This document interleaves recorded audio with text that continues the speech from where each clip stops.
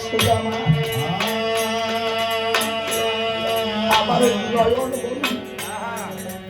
আমার অন্তর জানি সুদামা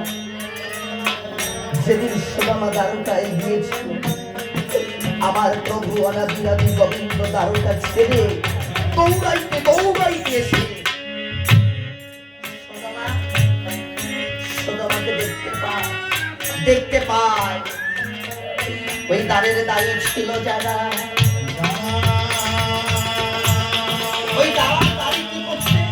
সুদামাকে কাঙাল দুঃখী বলে প্রহার করছে সুদামার মুখে একই কথা কৃষ্ণ দয়াল কৃষ্ণ আমার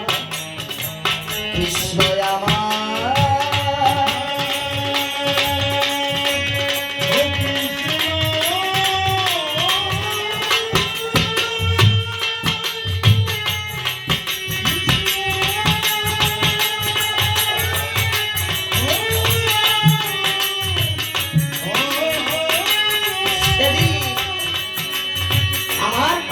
নিজে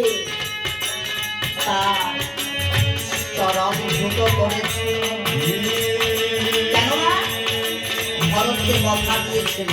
সেদিন যে আমি তোমার সখা হব আর তুমি যেমন আমার ধর্ম নিয়ে যাচ্ছ